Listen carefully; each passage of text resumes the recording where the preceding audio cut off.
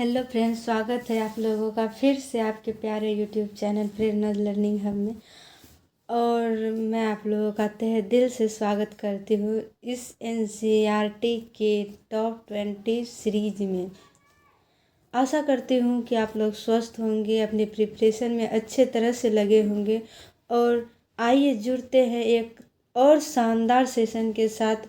आज फिर एक ऐसे कॉन्सेप्ट को पढ़ने की कोशिश करते हैं ऑब्जेक्टिव के माध्यम से, जो कि TRE 4 के लिए बहुत इम्पोर्टेंट हो जाता है। ऐसा चैप्टर जो अभी तक आपको समझ में नहीं आया था, जो अभी तक आपके लिए उलझा हुआ था, लेकिन अभी तक के 15-20 मिनट के क्लास में आप इन सारे कॉन्सेप्ट को एक अच्छे तरीके से समझ जाइएगा। ये जो आपका उलझा हुआ टॉपिक था उसको अच्छे से आप समझ लीजिएगा और आपको सरल लगने लगेगा।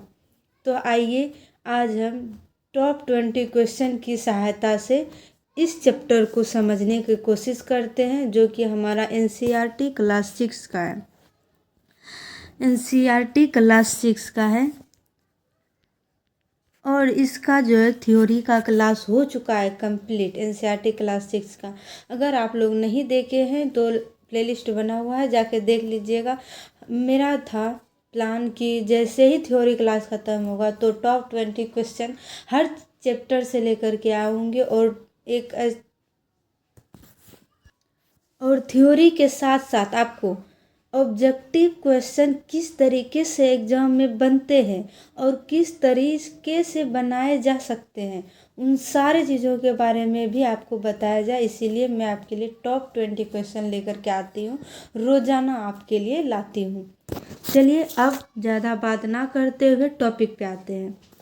हमारा पहला क्वेश्चन है, कह रहा है कि पृथ्वी के सतह को टूटकर घिस जाने की प्रक्रिया क्या कहलाती है। पृथ्वी के सतह को टूटकर घिस जाने की प्रक्रिया क्या कहलाती है? अपरदन, या फिर निक्षेपण, या फिर घिसावट, या फिर इनमें से कोई नहीं। क्या कहा जाता है? तो अगर इस क्वेश्चन के आंसर की बात करें तो इस क्वेश्चन का आंसर हो जाएगा हमारा अपरदन। मैं आपको ये थ्योरी के टाइम, जब मैं थ्योरी का क्लास ले रही थी उस टाइम बहुत बार बताई थी कि इस तरीके से मान लीजिए कि ये हमारा कोई पहाड़ है, इस तरीके से इधर से हवा आई, यहाँ से कुछ जो है अपने साथ कंकर पत्थर उड़ाते हुए आगे ले जाएगी। तो क्या हुआ, धीरे धीरे इसमें घिसावट हो रहा है, धीरे धीरे घिस घिस के छोटा हो जाएगा, जिससे कि इसका एकदम अच्छा एग्जाम्पल है अब सादी चट्टान अरावली। ये दुनिया का सबसे पुरानी वलित पर्वत है अरावली। ये पहले बहुत साल पहले ये सबसे ऊंची चोटी, जैसे कि अभी है हमारा हिमालय, जैसे कि यंगेस्ट कहा जाता है, यंगेस्ट श्रेणी, वैसे ही अरावली भी हुआ करती थी। लेकिन ये अपर्दित हो करके इसकी ऊंचाई कम हो गई है, इसीलिए सब इसका अपर्दन का सबसे अच्छा एग्जाम्पल आप अरावली पर्वत को मान सकते हैं। ठीक है, अब चलिए नेक्स्ट क्वेश्चन।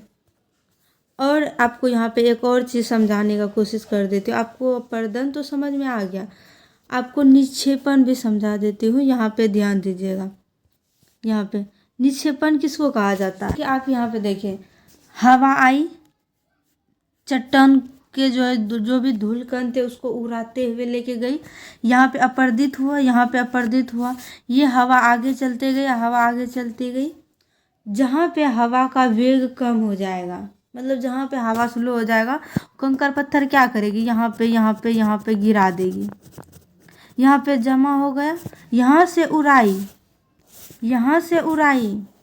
और यहाँ पे लाके जमा कर दी। यहाँ पे हवा तेज थी, यहाँ से उड़ाई और आगे चलते गई, हवा का वेग कम हो गया और उसके बाद जो भारी कंकर पत्थर थे वो जमीन पे गिर गए, तो वो इसको कहा जाएगा निक्षेपण, निक्षेपित कर दिया, इसको कहा जाएगा निक्षेपण। और इस प्रक्रिया को कहा जाएगा अपरदन। इस तरीके से ये चीज़ हवा ही सिर्फ नहीं करती है, जल भी करती है। जल जैसे कि मान लीजिए एक नदी है, बहते जा रही है कंकड़ पत्थर को साथ लेके, और कहीं पे जहाँ पे नदी कई धाराओं में बढ़ जाती है वहाँ पे अवसाद जमा कर देती है, तो वो अवसाद जिसे हम डेल्टा कहते हैं वो वहाँ पे छोड़ के जमा कर देती है, आगे नहीं ढो पाती है, तो उसी को निक्षेपण कहा जाता है, उसी को निक्षेप कहा जाता है। और जहाँ से वो पानी कंकड़ पत्थर को उठा के लाई थी, काट के लाई थी, उस जगह पे अपर्दन हो जाएगा और उस जगह को अपर्दित कहलाएगा। इतना समझ गए? अब चलिए नेक्स्ट क्वेश्चन पे। उम्मीद है आपको अपर्दन और निक्षेपण अच्छे से समझ में आ गया होगा। अब नेक्स्ट क्वेश्चन पे बात कर लेते हैं। नेक्स्ट क्वेश्चन कह रहा है हमारा कि पृथ्वी पर कुल कितने तरह की गतियाँ होती है। ये चीज़ मैं एनसीईआरटी के सीरीज में जबकि हमारा थ्योरी का क्लास चल रहा था उस टाइम भी मैं इस पे अच्छे से डिस्कशन की थी और आपको एकदम बेसिक से समझाने का कोशिश की थी कि पृथ्वी पे कुल कितने तरह की गतियाँ होती हैं। लेकिन आप टेंशन मत लीजिए, मैं यहाँ पे भी समझा देती हूँ कि पृथ्वी के टोटल 2 तरह की गतियाँ होती है, एक बाह्य गति, एक बाह्य और एक आंतरिक गति। बाह्य गति में कौन कौन सा आ जाता है? बाह्य गति का अगर हम बात करें तो इसका हो जाएगा अपर्दन और निक्षेपण। अगर वही हम आंतरिक गति का बात करें तो इसका हो जाएगा भूकंप और ज्वालामुखी। और भी इसके एग्जाम्पल है ढेर सारे, लेकिन आप एग्जाम्पल के थ्रू समझने के लिए बस ये दोनों जो है कि ध्यान में रख सकते हैं। अगर बात करें इस आंसर का, इस क्वेश्चन के आंसर का, तो इसका आंसर हो जाएगा ऑप्शन नंबर सी, दोनों। पृथ्वी पे जो है दोनों तरह की गतियाँ होती है, एक बाह्य और एक आंतरिक। इतना समझ में आ गया आप लोगों को? अब चलिए नेक्स्ट पे चलते हैं। नेक्स्ट कह रहा है कि पर्वत कितने प्रकार के होते हैं? 3 प्रकार के या 4 प्रकार के या 5 प्रकार के? इस क्वेश्चन का सही आंसर क्या हो जाएगा? अगर हम इस क्वेश्चन के सही आंसर का बात करें तो इसका सही आंसर हो जाएगा ऑप्शन नंबर 3, 4 प्रकार के पर्वत होते हैं। एनसीईआरटी में क्लास 6 में जो है 3 प्रकार का ही दिया हुआ है, लेकिन आपको आगे और उसको जो है कि 4 प्रकार का कर देता है। जैसे जैसे आपका क्लास बढ़ते जाएगा आपको 4 प्रकार का हो जाएगा। और वो 4 टाइप कौन कौन सा है मैं यहाँ पे लिख देती हूँ। 4 यहाँ पे हो जाता है आपका 4 टाइप्स। और वो कौन कौन से हैं? ये पहला हो जाता है आपका वलित पर्वत, इसे जो है मोरदार पर्वत भी कहा जाता है। मोरदार पर्वत हो जाता है पहला। और दूसरा हो जाता है भ्रंश पर्वत। और तीसरा क्या कौन सा हो जाएगा? ज्वालामुखी पर्वत। ज्वालामुखी फटता है उसके कारण जो पर्वत का निर्माण होता है। और हमारा चौथा हो जाएगा अवशिष्ट पर्वत, जिसका एक अच्छा सा एग्जाम्पल हो जाता है हमारा अरावली पर्वत। ये 4 प्रकार के पर्वत होते हैं, वलित या मोरदार पर्वत, भ्रंश पर्वत, ज्वालामुखी पर्वत और अवशिष्ट पर्वत। इन चारों का विश्लेषण में जब थ्योरी पढ़ा रही थी उस टाइम अच्छे से की थी और एग्जाम्पल के साथ भी। अभी आपको बस इतना ध्यान में रखना है कि पर्वत 4 प्रकार के होते हैं, वलित, भ्रंश और ज्वालामुखी और अवशिष्ट। अगर आपको इसके बारे में और पढ़ना है तो आप लोग जाके थ्योरी क्लास देख लीजिएगा, ठीक है। अब चलिए नेक्स्ट पे चलते हैं। नेक्स्ट क्वेश्चन कह रहा है कि बर्फ की नदियों को क्या कहा जाता है? बर्फ की नदियों को क्या कहा जाएगा? ये पहाड़ी एरिया में, जैसे कि हो गया हमारे हिमालय पे बर्फ की नदियाँ रहती है, उत्तरी ध्रुव, दक्षिणी ध्रुव, इधर बर्फ की नदियाँ रहती है। तो अगर हम इस क्वेश्चन के आंसर का बात करें तो इसका आंसर हो जाएगा option number A, Himani. Option number A हो जाएगा हिमानी, जिसे हिमाद्री भी कहा जाता है, हिमाद्री। अब आपके मन में ये सवाल होगा कि ग्लेशियर किसको कहा जाता है? ग्लेशियर फिर क्या है? ग्लेशियर के बारे में कुछ इम्पोर्टेंट तथ्य यहाँ पे लिख देती हूँ। जैसे कि भारत का एक ग्लेशियर है लद्दाख में, Siachen glacier. Siachen glacier glacier glacier देखिए, ये पर्वत के शिखर पे मौजूद रहता है। ये पर्वत के शिखर पे जो है बर्फ के रूप में जमा हुआ रहता है, एकदम शिखर पे जमा हुआ रहता है ग्लेशियर, उसे ही ग्लेशियर कहा जाता है।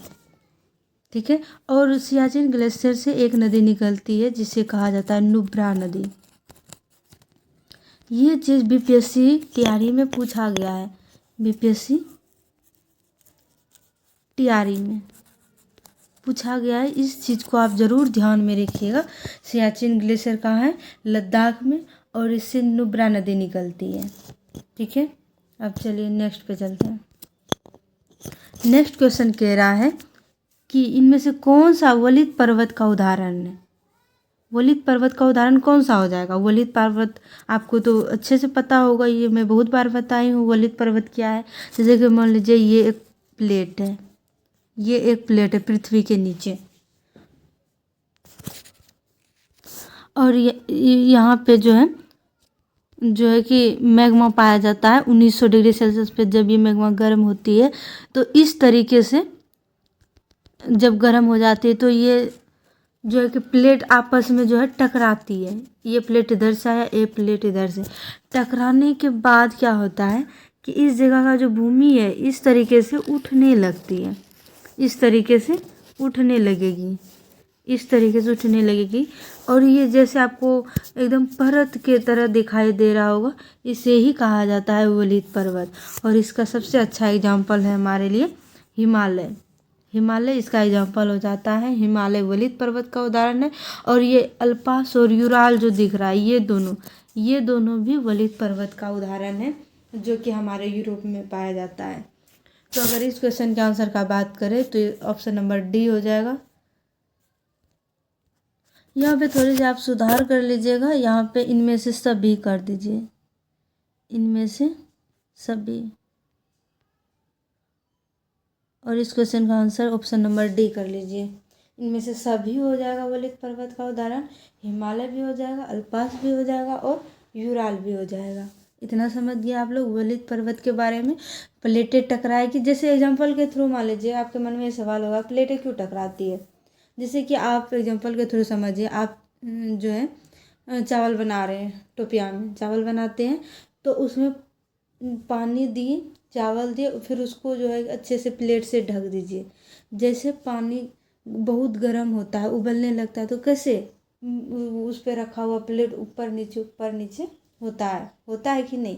बिल्कुल वैसे ही, जैसे मैग्मा, वैसे ही सेम मैग्मा जब गर्म होती है तो ये प्लेटें हैं आपस में हिलने लगती है। हिलते हिलते अगर एक दूसरे से टकरा गई तो क्या बनाएगी? ये वलित पर्वत का निर्माण करेगी। लेकिन अगर ये प्लेटें एक दूसरे से दूर हट गई, क्योंकि दोनों कंडीशन हो सकता है, टकरा भी सकती है और दूर भी हट सकता है। अगर ये दोनों दूर हट गई तो भ्रंश पर्वत का निर्माण करेगी, ब्लॉक माउंटेन जिसे कहा जाता है, जिसे आप एग्जाम्पल के थ्रू याद रख सकते हैं कि विश्व का सबसे बड़ा भ्रंश पर्वत कौन सा है? सियरा नेवादा विश्व का सबसे बड़ा भ्रंश पर्वत है। यहाँ पे लिख देती हूँ मैं, विश्व का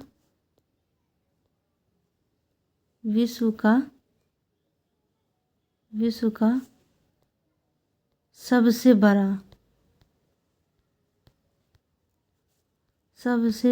भ्रंश पर्वत। यहाँ पे थोड़ा क्लीन कर लेती हूँ ताकि आपको अच्छे से दिखे।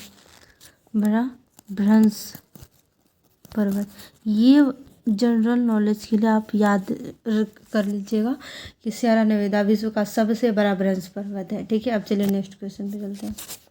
उम्मीद है कि आपको मेरी बातें अच्छे से समझ में आ रही होगी। अगर समझ में आ रही है तो वीडियो को लाइक कर दीजिएगा, और अगर आप ऐसे ही क्लासेस हमसे लेना चाहते हैं तो चैनल को ज़रूर सब्सक्राइब कीजिएगा और कमेंट में बताइएगा। ठीक है। अब चलिए नेक्स्ट क्वेश्चन। इनमें से कौन सा भ्रंश पर्वत का उदाहरण है? भ्रंश पर्वत में अभी भी आपको बताई कि जब मान लीजिए कि ये प्लेटें हैं, ये प्लेटें हैं और नीचे ये रहा हमारा मैग्मा। जब मैग्मा गर्म होती है तो ये प्लेटें एक दूसरे से दूर हट जाती है। जब ये प्लेटें एक दूसरे से दूर हट जाती है तो इस जगह पे क्या होगा, गड्ढा बन जाएगा। जब गड्ढा बन जाएगा तो ये वाली चीज़ें उठ जाएगी। इसी को कहा जाता है भ्रंश पर्वत। ठीक है। और अगर इस क्वेश्चन का आंसर का बात करें तो विंध्याचल भी भ्रंश पर्वत का उदाहरण है, सतपुड़ा भी भ्रंश पर्वत का उदाहरण है और साल्ट भी भ्रंश पर्वत का उदाहरण है। साल्ट श्रेणी ये हमारा पाकिस्तान में हो जाता है, पाकिस्तान में। और विश्व का सबसे बड़ा भ्रंश पर्वत आपको बताई हूँ, सियरा नेवादा, सियरा नेवादा। तो इस क्वेश्चन के अगर हम आंसर की बात करें तो डी हो जाएगा, इनमें से सभी हो जाएगा। सॉरी, यहाँ पे भी थोड़ी मिस्टेक है, आप लोग इसको ध्यान में रखिएगा कि ये सारे ही हमारे भ्रंश पर्वत के उदाहरण हो जाते हैं। कभी कभी टाइपिंग में कुछ ना कुछ थोड़ी थोड़ी मिस्टेक हो जाती है, मैं खुद से टाइपिंग करती हूँ आपके लिए, तो आप लोग परेशान नहीं होइएगा। ये सारे जो भी मिस्टेक होगा मैं यहाँ पे आपको पढ़ाते समय क्लियर कर दूँगी। ठीक है। अब चलिए नेक्स्ट कह रहा है कि ज्वालामुखी के दौरान जो पदार्थ बाहर निकलते हैं उसे क्या कहा जाता है। ज्वालामुखी क्रिया के समय जो है जो पदार्थ द्रव के रूप में बाहर निकलता है उसे क्या कहा जाता है। क्या उसे पेट्रोलियम कहा जाता है, या पानी कहा जाता है, या मैग्मा कहा जाता है, या इनमें से कोई नहीं। अगर इस क्वेश्चन के आंसर की बात करें तो इसका मैग्मा आंसर हो जाएगा, क्योंकि मैग्मा ही तो लिक्विड के फॉर्म में हमारे पृथ्वी के सबसे नीचे पाया जाता है, वो उसी के कारण तो ज्वालामुखी क्रिया होती है। इतना समझिए, इस क्वेश्चन का आंसर मैग्मा हो जाएगा। अब चलिए नेक्स्ट क्वेश्चन पे। कह रहा है कि विश्व का सबसे ऊंचा पठार कौन सा है। पामीर का पठार, दक्कन का पठार, या तिब्बत का पठार, या इनमें से कोई नहीं। सबसे ऊंचा पठार कौन सा हो जाएगा विश्व का। तो अगर इस क्वेश्चन के आंसर की बात करें तो इसका आंसर हो जाएगा हमारा तिब्बत का पठार। ये विश्व का सबसे ऊंचा पठार है। इसकी ऊंचाई कितनी है, 4000 से 6000 इसकी ऊंचाई है। और ये पामीर के पठार को जो है कि दुनिया की छत कहा जाता है। इसको दुनिया की छत, दुनिया की छत कहा जाता है। अगर बात करें तो दक्कन के पठार, दक्कन का पठार ये भारत में है। ये सारी चीज़ें क्लियर हो गई। देखिए, मैं आपके लिए टॉप 20 क्वेश्चन भले ही लेकर के आती हूँ, लेकिन मेरा मकसद सिर्फ 20 क्वेश्चन करवाना नहीं होता है। मेरा मकसद होता है आपको उस टॉपिक को दोबारा से रिवीजन करवाना। 20 क्वेश्चन के जगह पे हमको लगता है कि मैं आपको 40 से 50 क्वेश्चन करवा देती हूँ। इसीलिए आप लोग वीडियो को में शुरू से अंत तक ज़रूर बने रहिए और इन सारी चीज़ों को अच्छे से देखिए और समझने का प्रयास कीजिए। यही सारी क्वेश्चन बीपीएससी तैयारी में पूछा जाता है, स्टेट में पूछा जाता है और सीटेट में भी पूछा जा सकता है। अब चलिए यहाँ पे ध्यान दीजिए कि हुंडरू जलप्रपात किस नदी पर है। हुंडरू जलप्रपात किस नदी पर है। तो अगर इस क्वेश्चन के आंसर का बात करें तो ये स्वर्णरेखा नदी पर है। हुंडरू जलप्रपात स्वर्णरेखा नदी पर हो जाता है, इस बात को आप ध्यान में रखिएगा। अब चलिए नेक्स्ट क्वेश्चन कह रहा है कि योंगेस, यहाँ हो जाएगा ये गलत है, इसका हो जाएगा यहाँ पे इस तरीके से योंगेत्स नदी का मैदान, ये गलत है, इसको आप छोड़ दीजिए, मिस प्रिंट हो गया ये। योंगेत्स नदी का मैदान कहाँ है। तो अगर इस क्वेश्चन का आंसर बात करें तो ये चीन में है, योंगेत्स नदी का मैदान। जैसे कि भारत में है आपका गंगा का मैदान, गंगा का मैदान, और हो जाता है ब्रह्मपुत्र का मैदान, ब्रह्मपुत्र का मैदान। इस तरीके से ही चीन में एक नदी है योंगेत्स नदी, उसी के द्वारा ये मैदान का निर्माण किया गया है। इसी को कहा जाता है योंगेत्स नदी का मैदान। ठीक है, अब चलिए नेक्स्ट क्वेश्चन पे। नेक्स्ट क्वेश्चन कह रहा है कि भारत का कुल क्षेत्रफल कितना है। ये तो बच्चे बच्चे को पता होगा इस क्वेश्चन का आंसर। तो इस क्वेश्चन का अगर हम आंसर की बात करें तो इसका हो जाएगा 32.8 लाख वर्ग किलोमीटर। ये तो बचपन से ही पढ़ते आ रहे, तो इसमें तो कोई दिक्कत ही नहीं होना चाहिए। अब चलिए नेक्स्ट क्वेश्चन। नेक्स्ट क्वेश्चन कह रहा है कि इनमें से कौन सा सही है, आपको सही चुनना है। ठीक है, अब देखिए देखते हैं कि क्या क्या है। ऑप्शन ए में है लद्दाख से लेकर कन्याकुमारी तक भारत का विस्तार 3200 किलोमीटर है। ये जो है ऑप्शन नंबर ए बिल्कुल सही बोल रहा है कि लद्दाख से लेकर कन्याकुमारी तक जो भारत का विस्तार है 3200 किलोमीटर है। ये मैं जब आपको डिटेल में पढ़ा रही थी चैप्टर डिस्कशन में, उस टाइम भी आपको बताई थी कि उत्तर से लेकर दक्षिण तक जो है भारत की लंबाई 3200 किलोमीटर है। वहीं पे यहाँ बोल रहा है उत्तर में लद्दाख हो जाता है और बस दक्षिण में जो है कि हमारा तमिलनाडु का कन्याकुमारी हो जाता है। वहाँ तक अगर हम लंबाई की बात करें तो 3200 किलोमीटर हो जाता है। ये ऑप्शन नंबर बिल्कुल सही बैठ रहा है। अगर हम ऑप्शन नंबर बी की बात करें तो अरुणाचल प्रदेश से लेकर कच्छ तक भारत का जो विस्तार है 2900 किलोमीटर है। ये भी बिल्कुल सही बोल रहा है कि हमारे पूर्व में जो है अरुणाचल प्रदेश और पश्चिम के गुजरात के कच्छ तक भारत का जो लंबाई है लगभग 2900 किलोमीटर है। ये सारी चीज़ें मैं आपको अच्छे से मैप के साथ दिखाई हूँ वहाँ पे एकदम डिटेल में, तो आप लोग वहाँ पे जाके देख लीजिएगा। यहाँ पे अभी हम रिवीजन बस कर रहे हैं। ठीक है, ये भी बिल्कुल सही हो जाता है। और बोल रहा है उत्तर में भारत हिमालय के ऊंचे शिखर से घिरा है। ये बिल्कुल सही बात है। जैसे कि ये धनुषाकार हिमालय जो है ये जो है भारत के उत्तर से लेकर के पूरब तक फैला हुआ है धनुष आकार में।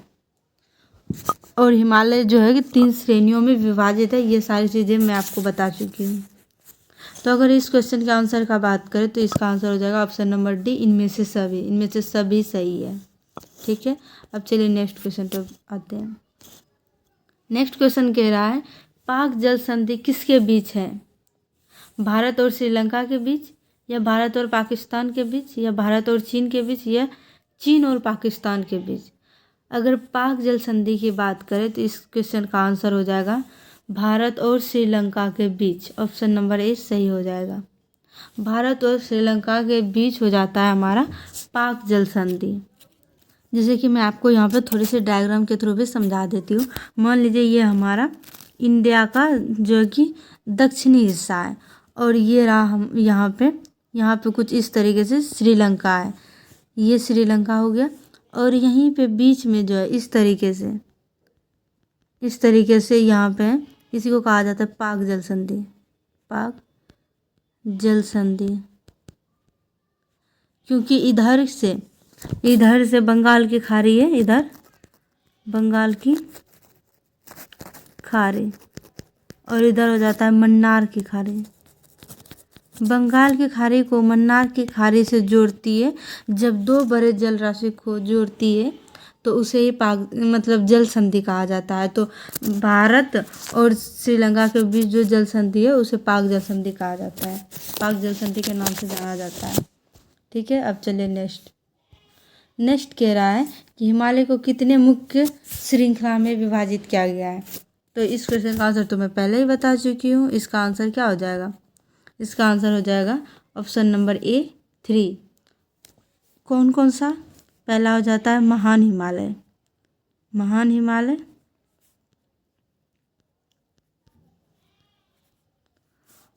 और दूसरा हो जाता है मध्य हिमालय, और अगर हम तीसरे का बात करें तो ये जाएगा हमारा शिवालिक जो कि सबसे दक्षिण में है। ठीक है, इतना समझ में आ गया आप लोगों को। अब चलिए नेक्स्ट क्वेश्चन पे चलते हैं। नेक्स्ट क्वेश्चन कह रहा है कि निम्न में से कौन विश्व की सबसे पुरानी पर्वत श्रृंखला है। ये तो मैं आपको शुरू से ही बताते हुए आ रही। इस क्वेश्चन का आंसर ये हो जाएगा अरावली। ये बहुत पुरानी है, विश्व की सबसे पुरानी पर्वत श्रृंखला है, जिसका जो है अपरदन के कारण इसकी ऊंचाई कम होते जा रही है। और ये कहाँ है, ये भारत में है। अरावली भारत में है। ठीक है, और ये किस तरह का पर्वत है? ये है हमारा अवशिष्ट पर्वत, अवशिष्ट पर्वत। ये पहले भी वलित पर्वत हुआ करता था, लेकिन इसका अपरदन हो रहा है, इसलिए इसके कैटेगरी में आता है। अब चलिए नेक्स्ट क्वेश्चन पे देखते हैं। कौन कौन सी नदियाँ पश्चिम की ओर बहती है? पश्चिम की ओर कौन कौन सी नदियाँ बहती है? देखिए, जैसे कि मान लीजिए ये हमारा भारत का दक्षिणी हिस्सा है, इधर हो जाता है हमारा अरब सागर, अरब सागर, और इधर हो जाता है BOB मतलब बंगाल की खाड़ी। दो ऐसी नदियां हैं, दो ऐसी जो इधर अरब सागर में गिरती है, और बाकी सारी नदियां बंगाल के खाड़ी में गिरती है। सारी नदियां बंगाल के खाड़ी में गिरेगी, लेकिन दो नदियां ऐसी है जो कि अरब सागर में गिरती है, इसीलिए इसको पश्चिमी नदी कहा जाता है। इधर तो पश्चिम होता है, इसीलिए इस नदी को पश्चिमी नदी कहा जाता है। और इसका आंसर हो जाएगा हमारा ऑप्शन नंबर ए, नर्मदा और तापी। ये दोनों नदियाँ पश्चिम की ओर बहती है, मतलब अरब सागर में गिरती है। समझ गए? और ये सारी नदियाँ जो है, ये सारी नदियाँ गंगा, ब्रह्मपुत्र, जमुना, कृष्णा, सारी नदियाँ बंगाल की खाड़ी में गिरती है। अब चलिए नेक्स्ट क्वेश्चन। नेक्स्ट क्वेश्चन कह रहा है विश्व का सबसे बड़ा डेल्टा कौन है? सुंदरवन डेल्टा, नील नदी का डेल्टा, या अमेजन डेल्टा, या इनमें से कोई नहीं। अगर इस क्वेश्चन का आंसर की बात करें तो इसका आंसर ऑप्शन नंबर ए हो जाएगा, सुंदरवन का डेल्टा। ये विश्व का सबसे बड़ा डेल्टा है, जो कि दो नदियों से बनता है। पहला हो जाएगा ब्रह्मपुत्र,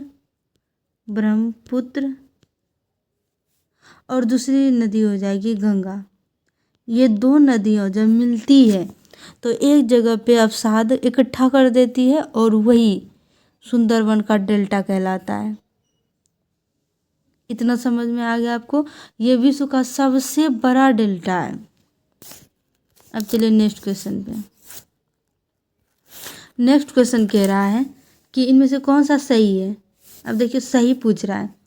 पूरब की ओर बहने वाली नदी डेल्टा का निर्माण करती है, पश्चिम की ओर बहने वाली नदियाँ डेल्टा का निर्माण करती है। ये दोनों या इनमें से कोई नहीं। अगर इस क्वेश्चन के आंसर का बात करें तो इसका आंसर हो जाएगा ऑप्शन नंबर ए, पूरब की ओर जितनी भी नदियाँ बहती है वो सभी डेल्टा का निर्माण करती है। पूरब किधर हो जाएगा? पूरा हो जाएगा इस तरीके से, जो नदियाँ बंगाल के खाड़ी में गिरती है, इधर हो जाएगा BOB और इधर हो जाएगा अरब सागर, अरब। जो नदियाँ इधर बंगाल के खाड़ी में गिरेगी वो सारी नदियाँ डेल्टा का निर्माण करेगी, और जो नदियाँ इधर अरब सागर की तरफ गिरेगी वो डेल्टा का निर्माण नहीं करेगी, वो ज्वार नदमुख बनाती है। तो इस क्वेश्चन का आंसर हो जाएगा ऑप्शन नंबर ए। ठीक है, अब चलिए नेक्स्ट क्वेश्चन पे चलते हैं। नेक्स्ट क्वेश्चन कह रहा है कि कौन सा अरब सागर में स्थित भारतीय द्वीप समूह है? यहाँ पे थोड़ा मिस्टेक है, यहाँ पे सही कर लीजिएगा। यहाँ पे ये हो जाएगा, यहाँ पे हो जाएगा हमारा द्वीप समूह। इनमें से कौन सा भारतीय द्वीप समूह है? लक्षद्वीप, मालदीव, या अंडमान निकोबार द्वीप, या इनमें से कोई नहीं। यहाँ पे पूछ रहा है अरब सागर में स्थित भारतीय द्वीप समूह कौन सा है? तो अगर इस क्वेश्चन के आंसर का बात करें तो ऑप्शन नंबर ए, लक्षद्वीप हो जाएगा। मालदीव एक अलग देश है। ठीक है, अंडमान निकोबार की अगर बात करें तो ये तो भारतीय द्वीप समूह है, लेकिन ये कहाँ है? ये बंगाल की खाड़ी में है ना, बंगाल की खाड़ी में है। लेकिन हमसे पूछा जा रहा है अरब सागर में स्थित। कौन अरब सागर में स्थित है? तो लक्षद्वीप हो जाएगा। ठीक है, आप क्वेश्चन को ध्यान से पढ़िए फिर उसका आंसर दीजिए, क्योंकि क्वेश्चन को समझ गए तो आप 50% उसका सल्यूशन निकाल लीजिएगा।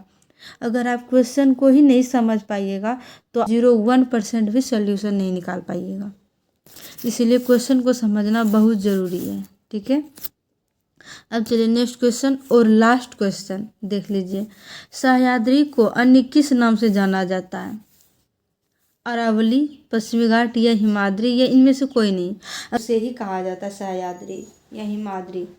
और सह्याद्री का बात करें जैसे पश्चिमी घाट को पश्चिमी टॉप 20 क्वेश्चन समाप्त होता है। और आप लोग कमेंट में बताइएगा कि आप लोगों को ये वीडियो हेल्पफुल लगा या नहीं। और अगर आप किसी भी एग्ज़ाम की तैयारी कर रहे हैं, अगर उसमें ज्योग्राफी पूछा जा रहा है तो समझ जाइए ये क्लास आपके लिए बहुत इम्पोर्टेंट है। ज्योग्राफी का मतलब ही है NCERT, ठीक है। अगर आप किसी एग्ज़ाम की तैयारी कर रहे हैं तो सबसे पहले NCERT को पढ़िए, उसको अच्छे से समझिए। उसके बाद जीवन में आपको कभी भी ज्योग्राफी समझने में परेशानी नहीं होगा, ठीक है। इसी के साथ मैं ये क्लास समाप्त करती हूँ। अगर आप लोग अभी तक चैनल को सब्सक्राइब नहीं किए हैं तो सब्सक्राइब कर लीजिएगा। हम ऐसे ही आपके लिए क्लास लेकर आते रहेंगे। और आप और वीडियो देखने के लिए आप लोगों का बहुत बहुत धन्यवाद।